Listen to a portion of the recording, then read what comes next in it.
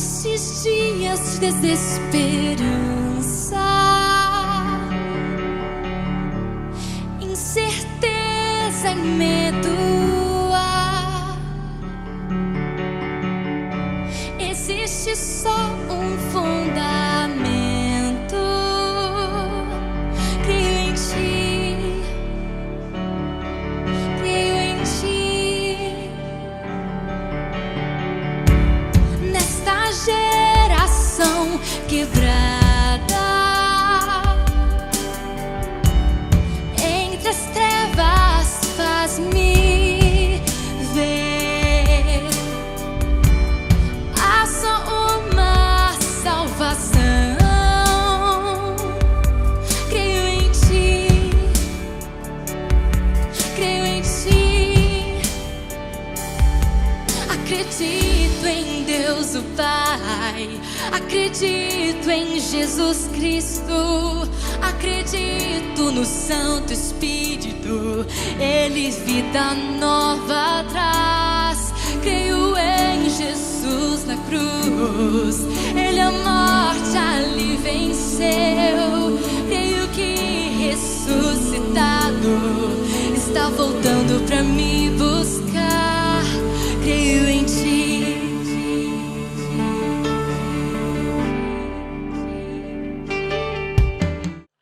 Olá, bom dia, muito obrigado pela sua presença aqui nessa manhã, nesse dia de hoje. Nós estamos aqui mais uma vez reunidos para estar estudando o estudo da nossa lição da EBD, que fala a respeito do Evangelho de João. E nós iremos dar prosseguimento ao estudo da nossa lição, que nós estamos na lição 11, que tem como título Autoridade sobre a Vida e a Morte. Essa lição ela está baseada no capítulo 11 e no capítulo 12 do Evangelho de João. Esse capítulo 11 e 12 são, segundo a visão de João, são os capítulos que, de certa forma, culminam no episódio da crucificação de Jesus. E é importante você ter esses fatos e fazer essas observações para que seu entendimento dos eventos posteriores sejam melhores compreendidos. Então, convido a você a pegar sua Bíblia, pegar seu caderno de anotação, que nós vamos começar a nossa aula. E a lição da nossa aula, ela começa com o versículo-chave. E o versículo-chave que nós vamos trabalhar é João, capítulo 11, versículo 42. E ele diz assim: Eu sei que sempre me ouves, mas falei isso por causa da multidão presente, para que creiam que tu me enviastes. Esse versículo ele vai nos seguir durante todo o estudo dessa lição e ele é um versículo que abre a nossa mente para o cenário que vai vir pela frente. A lição é o seguinte: ao estudar essa lição, você vai firmar a ideia de que o poder de Jesus transcende a vida e a morte. E você é necessário que você entenda a autoridade que Jesus apresenta nesse episódio, a autoridade que ele tem sobre a vida e também sobre a morte. A partir desse episódio você consegue ter uma compreensão maior do poder de Jesus Cristo e do poder dele sobre a vida e sobre a morte. Os objetivos dessa lição. O objetivo dessa lição é relembrar a autoridade e o poder de Jesus Cristo, servir intensamente a Jesus Cristo, adotar princípios para auxiliar o contrito em suas dores. E nesse episódio que nós estamos vivendo, nesse tempo que nós estamos vivendo de grande pandemia, em que muitas pessoas estão perdendo alguns entes queridos ou pessoas próximas, é importante você saber como consolá-las e ter como exemplo o consolo que Jesus fez a uma família que estava enlutada. Infelizmente, nem todos nós poderemos ter o refrigério que essa família teve, mas Jesus Cristo ele proporciona conforto para todas as pessoas nesse momento. Seguindo para a lição, primeiro tópico, Jesus, o doador da vida. Ele se compreende no capítulo 11, do versículo 1 ao 44. E aqui a revista ela vai trabalhar com 4 subtítulos, que nos ajuda a entender melhor o cenário que foi constituído esse capítulo 11 do seu início. E o primeiro subtítulo ele vai falar a respeito do pano de fundo, que se compreende do versículo 1 ao 5, que eu vou estar lendo agora. Versículo 1. Certo homem chamado Lázaro estava doente. Ele era de Betânia, povoado de Maria e de sua irmã Marta. Maria, cujo irmão Lázaro estava doente, era a mesma que derramara bálsamo perfumado sobre o Senhor e lhe enxugara os pés com os cabelos. Então as irmãs de Lázaro mandaram dizer a Jesus: Senhor, aquele a quem amas está doente. Mas ao ouvir isso, Jesus disse: essa doença não é para a morte, mas para a glória de Deus, para que o Filho de Deus seja glorificado por meio dela. Jesus amava Marta, a irmã dela e Lázaro. Aqui o texto faz uma reflexão, faz uns apontamentos em relação ao plano de fundo.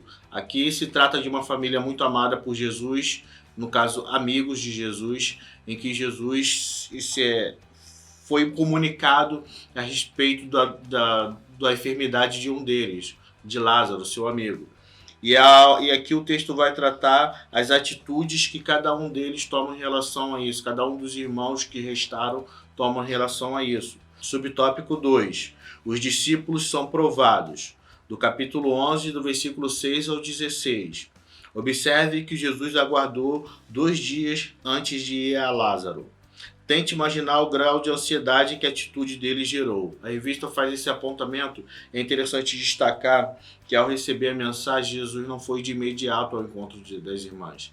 Ele aguardou algum tempo e isso provocou uma certa dúvida entre os seus discípulos, por causa que esse local era o mesmo local onde as pessoas queriam planejar mal contra Jesus, queriam planejar um atentado contra Jesus.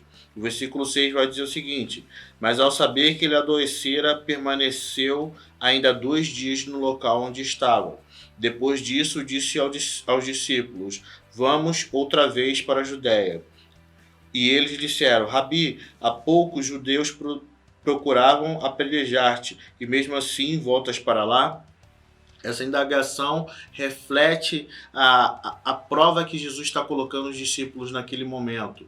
Em seguida, nós vamos observar que, de certa forma, a família de Lázaro também é provada nessa situação. Subtópico 2, a família é provada, capítulo 11, do versículo 17 ao 33, e eu faço um parênteses aqui. É interessante que você observe esse capítulo todo por inteiro na sua casa com tranquilidade, para que você tenha o completo entendimento do que a carta do que o Evangelho está querendo dizer para nós nesse momento. O texto vai nos dizer a partir do versículo 17 ao 33. Ele diz, uma parte do versículo vai dizer assim, versículo 17: chegando, pois, Jesus viu que Lázaro estava sepultado já havia 4 dias. Betânia ficava a uma distância de 15 estádios de Jerusalém. E algumas versões vão dizer que essa distância compreendia, em média, 2,5 km, 3 km, alguma coisa semelhante a isso. Não é uma distância muito grande. E ele continua no versículo 19. E muitos judeus haviam ido visitar Marta e Maria para consolá-la pela perda do irmão.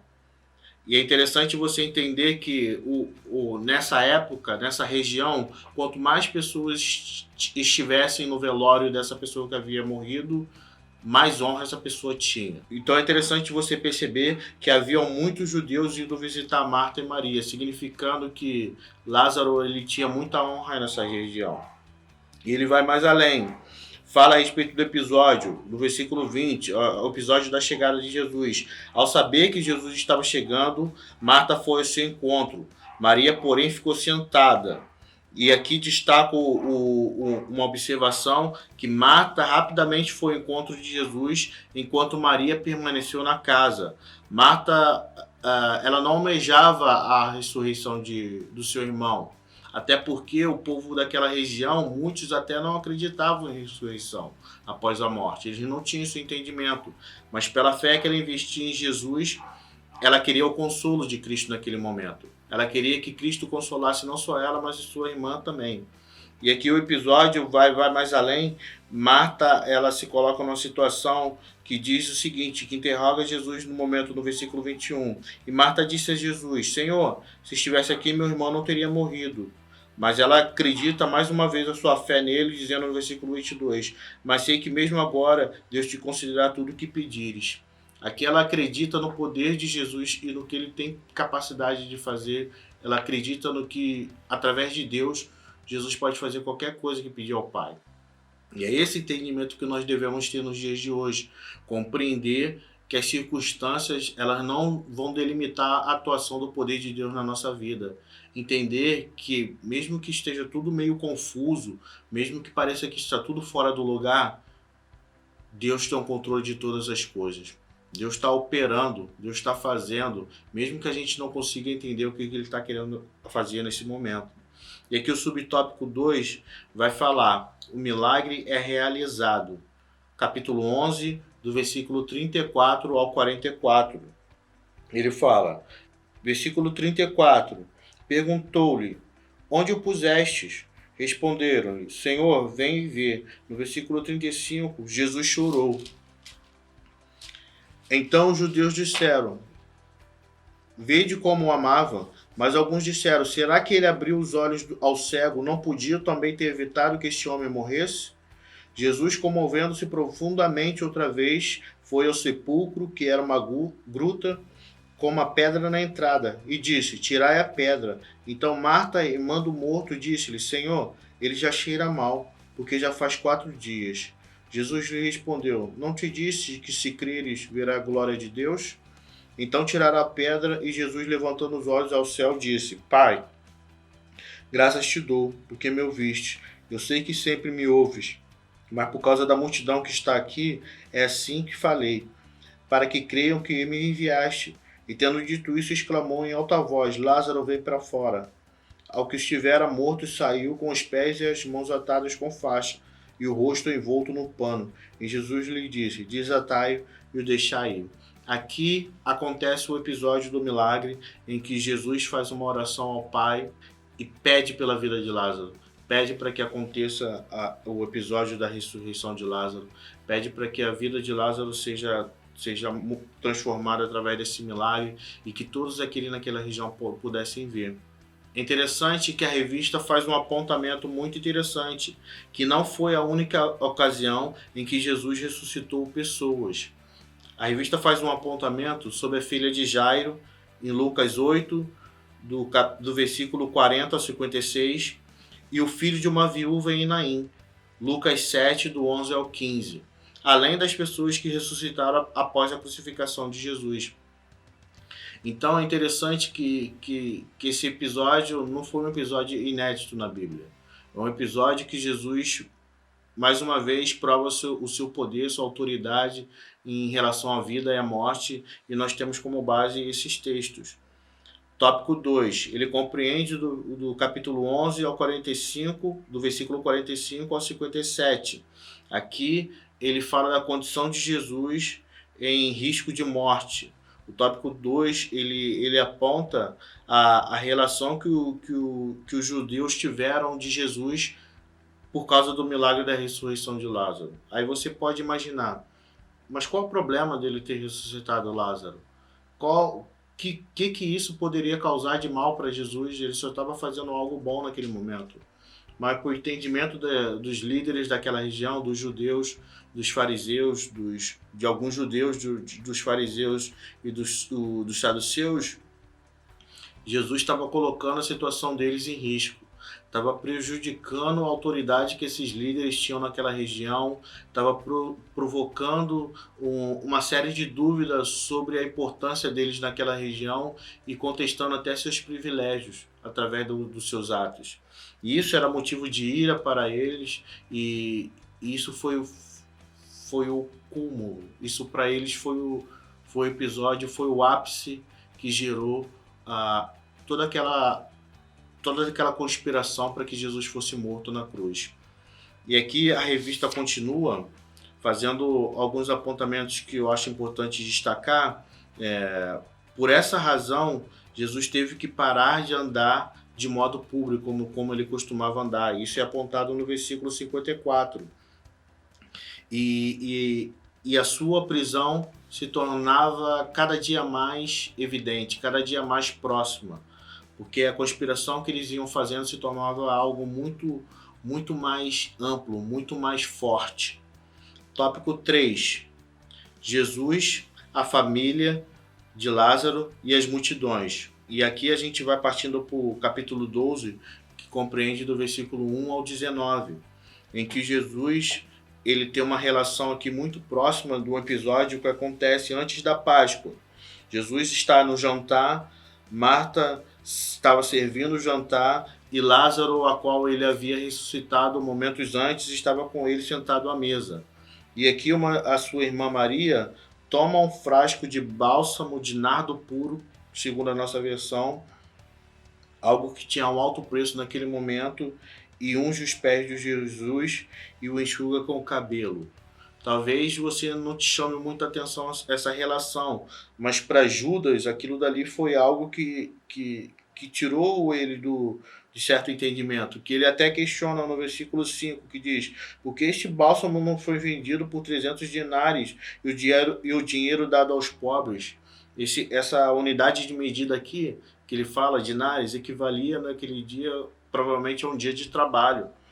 E ele fala a respeito disso, mas ele não fala preocupado com o que ela estava fazendo. Ele fala preocupado com o valor que havia sido desperdiçado, segundo ele, naquele momento. É interessante destacar que, ao estudando sobre esse episódio, eu pude ver um comentário de um autor, que o nome dele é Westcott, e ele diz assim, eu vou deixar aqui no vídeo para vocês. Westcott diz assim: em geral, a tentação vem por meio daquilo a qual estamos naturalmente capacitados.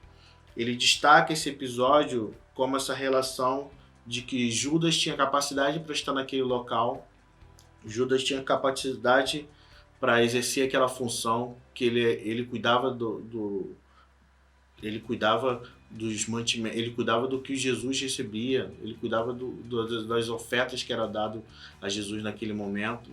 E o autor vai nos dizer que naturalmente estamos tentados por aquilo que nós somos capacitados. E aqui cabe uma reflexão a respeito daquilo que Deus dá em nossas mãos, dos dons que nós temos, daquilo que nós somos capacitados para fazer. Será que às vezes o diabo não tenta usar aquilo que nós somos capacitados para interferir na obra de Deus, fazer com que nós sejamos penalizados por algo bom que nós sabemos fazer? Essa é uma reflexão que o texto nos deixa também. E partindo mais para o próximo tópico, a revista aponta aqui F.F. Bruce, que diz o seguinte a respeito de Lázaro. Lázaro era testemunha viva do poder de Jesus. Enquanto estivesse em circulação, as pessoas lembrar-se-iam do sinal que tinha sido operado com ele e reconheceriam Jesus como a ressurreição e a vida. Aqui os religiosos mudaram o plano. Eles não só queriam matar Jesus, mas agora eles também queriam matar Lázaro, porque Lázaro era uma testemunha viva e ambulante do poder e autoridade de Jesus sobre a vida e sobre a morte. Aqui você consegue entender que eles não tinham limite, enquanto o privilégio dele, as autoridades dele, o orgulho deles fossem afetados. Os líderes daquela região, eles eram muito orgulhosos e nem pensavam na possibilidade de ter alguém que se diz filho de Deus atuando entre eles e tirando toda a autoridade que eles achavam que tinham. Tópico 4. Jesus prediz sua morte. Capítulo 12, do versículo 20 ao 50. Eu peço que você leia esse texto com muita atenção na sua casa. Que aqui Jesus vai fazer um discurso que provavelmente ele já está fazendo um apontamento da sua crucificação. Ele já está dizendo que ele iria acontecer, e ele fala muito e claro que ele deveria morrer, mas que essa morte seria para a glorificação de Deus. E ele tenta explicar isso às pessoas mais próximas, que a hora dele estava chegando, e que a hora do mundo também iria chegar, a hora de todos nós iria chegar. E que no final haveria um julgamento, em que todos nós iríamos passar por esse julgamento. Mas é interessante você entender os apontamentos que a revista nos dá, que ela tenta nos dizer o seguinte. Aqui a revista vai nos pontuar o seguinte: não podemos perder de vista que a morte de Jesus é a punição pelos pecados de todos nós. Jesus não morreu porque pecou. Jesus não morreu porque ele estava errado. Jesus morreu porque nós pecamos, porque nós estávamos errados. E a Bíblia vai nos dizer que o castigo que nos traz a paz estava sobre ele. Ele não morreu porque merecia, muito pelo contrário. Ele morreu porque ele quis nos salvar, porque nós que merecíamos estar no lugar dele. E aqui a revista faz um apontamento que esse foi o último discurso de Cristo direcionado às multidões. Depois disso, ele só falou aos seus discípulos. E a revista vai partindo para o final e ela deixa para nós 4 sentenças que resumem o teor do ensino de João, o apóstolo. E faz o primeiro apontamento: aprofunda a incredulidade do coração humano. Do capítulo 12, do 37 ao 41. Cometemos um grande erro ao supor que, ao contemplar milagres, converte pecadores. Versículo 37 e ao 41, ela faz um destaque que muitas pessoas presenciaram esse episódio desse milagre, mas mesmo isso não foi suficiente para que algumas delas se convertessem. Muitas pessoas estiveram ali e puderam observar que Jesus fez aquilo dali, mas isso não foi suficiente para que elas crescem que Jesus era o Filho de Deus. Tópico 2. A necessidade de renúncia dos privilégios do mundo. Do versículo 42 ao 43. Versículo 42. Contanto, muitas autoridades creram nele, mas por causa dos fariseus não confessavam, para não serem expulsos da sinagoga, pois preferiram a glória dos homens do que a glória de Deus. Muitas pessoas se colocam nessa situação. Se colocam numa balança que entre fazer a vontade de Deus e ter os privilégios dos homens, elas preferem muitas vezes o privilégio dos homens a fazer a vontade de Deus. Tópico 3. O único jeito de sair das trevas é por meio da luz. Versículo 44 ao 46 do capítulo 12. Então Jesus falou em alta voz: quem crê em mim, não crê apenas em mim, mas naquele que me enviou. E quem me vê, vê aquele que me enviou. Eu vim como luz ao mundo, para que todo aquele que crê em mim não permaneça nas trevas. Jesus é a luz do mundo, que veio para iluminar e nos tirar das trevas do pecado. E só entende isso quem vive lado a lado com Jesus, quem aceita Ele como Senhor e Salvador. Tópico 4. A certeza de que o mundo será julgado por Deus. Do 47 ao 50, Jesus fala a respeito do julgamento que o Pai fará para todos nós. Todos nós seremos julgados por Deus, seja pelas coisas boas, seja pelas coisas más. Mas todos nós seremos julgados por Deus. E o julgamento é individual, o julgamento é pessoal. Não importa se você é filho de quem você é filho, quantas vezes você foi na igreja, o que importa é a sua relação com Deus e o que você diz que sente a respeito de Deus. O que importa é o quanto você obedece a Deus, o quanto você serve a Deus. E a nossa conclusão, ela chega da seguinte maneira: a revista vai falar assim: aprendemos quão grandes são o poder e a autoridade de Jesus, e em suas mãos está a morte e a vida, a salvação e a vida eterna. Ao tomarmos consciência desse grande poder, encontraremos paz e segurança em seu amor e cuidado por nós. Que você tenha paz e segurança em saber que Jesus Cristo cuida de nós nesse momento. Que você seja abençoado por essa palavra, que você seja abençoado por esse estudo e que você tenha paz em saber que Deus está no controle de todas as coisas. Muito obrigado pela sua presença, muito obrigado pela sua atenção. Que Deus abençoe a todos nós. Amém. Tchau. Minha fé é mais que hinos, maior que minhas canções, envolto em tentações e fraco, creio em ti.